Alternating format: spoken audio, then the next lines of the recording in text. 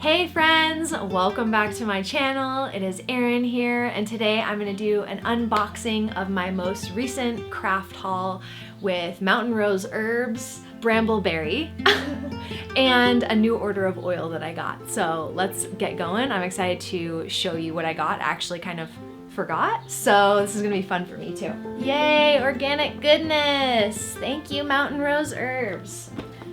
So if you're starting your herbalism journey and you're looking for a good place to get responsibly sourced and organic herbs, I highly recommend checking out Mountain Rose Herbs. Okay, so I did an unboxing a while ago when I only had one hand, and that was quite the challenge.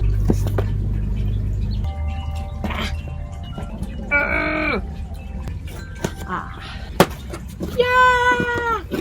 I'll put the link in the comments or the description below if you missed that. That was my last haul from Mountain Rose. All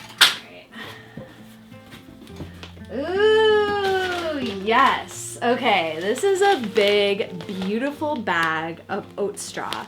So my favorite thing to do with oat straw is to make tea out of it and to make herbal lattes out of it, because it's really high in minerals and it's really good for the nervous system, which means it will calm your body down if your body's in like a stressed state or if you're having trouble sleeping, etc. I've also made some oat straw oil out of it that I haven't explored like on its own yet. I like to make oils sort of on their own so that I can get used to the medicine of it. So you can make oil with oat straw to put into salves and butters and put on your skin too. So yay! Okay, this is the 1 pound bag. I'm super excited. This is a mama.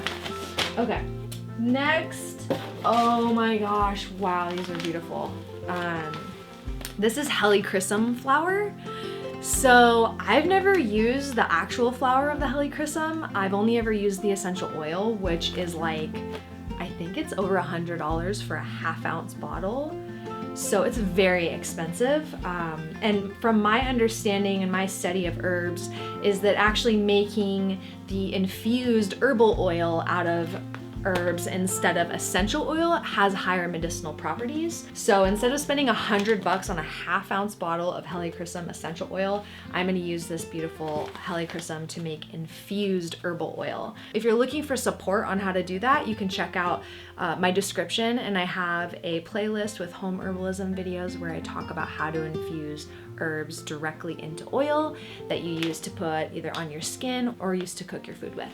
So yay, this helichrysum is so beautiful. I'm super excited to play with it.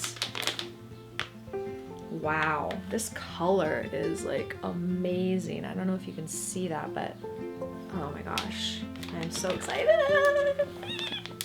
Okay. Okay. Next we have, oh my gosh, so this is a pound of rosemary. I love using rosemary for cooking. It is such a beautiful smell. It also has tons of medicinal value. Oh, beautiful. And I also love making it for salves and to put on the skin. Rosemary is really good for circulation. I also believe it's antimicrobial and antibacterial. And then obviously just for cooking, so we use so much of it in the kitchen here that I just wanted to buy a 1 pound bag of it. The cool thing about using herbs in your kitchen is that it's a really simple way to bring herbalism into your life, into, you know, just what you're doing every day, which is eating and nourishing your body and your family's bodies. So when you're getting started on your herbalism journey, using herbs and choosing herbs that you can use in the kitchen and you can use with your meals is a really beautiful way to just continue to bring the herbs and the plants more into your life and up the medicinal value of whatever it is that you're cooking. So yay for rosemary. Okay. Oh my gosh, the next one is so good. So this is frankincense resin powder. My next sort of like thing that I'm gonna try that I haven't tried before is making resin oil. So basically taking the powdered frankincense and mixing it in with some sort of carrier oil. I'm gonna use jojoba to put on the skin. So once that's done infusing, you have this oil that is full of the medicinal properties of the frankincense and of the resin. Eventually, once I have my own property, I would love to be able to harvest resin straight from my own trees on my own land and then make oil out of it. Like, oh my gosh, so exciting. So yeah, I'm really excited to do that. Frankincense smells amazing. For those of you that haven't smelled it, oh wow, yeah, that's so good. Oh yeah, I'm excited. Oh, smell that. Okay, and then last, oh, I totally forgot I ordered this. So I got 4 ounces of dried orange peel because there's actually a lot of stuff that you can do with orange. One of which is a recipe where you mix powdered orange peel in with honey. Very excited to try that. I also know you can use it with tea and other things. I often have oranges, but I don't have the dried orange peel ready to go, so I'm excited to play with this. This is a new one for me, along with the helichrysum and the frankincense, actually. So these are new friends to play with. Okay, and then, aw, that's it.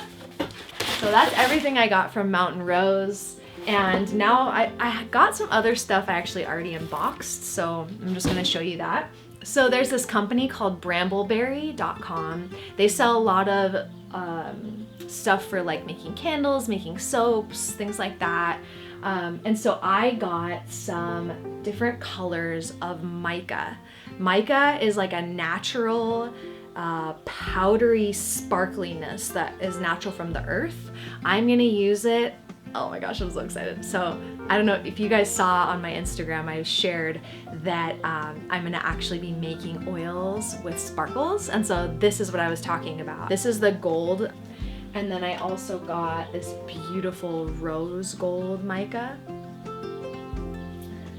And then I got this apple moss green mica to mix with like green oils like comfrey and stuff. And then here's the snowflake, the white sparkle mica. So yeah, so I'm gonna mix these with different oil blends. I'm also gonna mix them into lip balms so that there can be like a little bit of sparkliness in my lip balms. You can also mix these in candle wax so that your candles are sparkly, and then when you light them and it gets that little molten pool by the wick, that there's actually sparkles all in it. I got inspired from someone on Instagram. So I'm super excited to use these. And then I ordered a new jug of carrier oil because I ran out of jojoba oil. I found a company that's actually local to me in San Diego. Instead of buying on Amazon, I want to get as close to the source as I can. So this is my giant new jug of a jojoba oil, golden organic.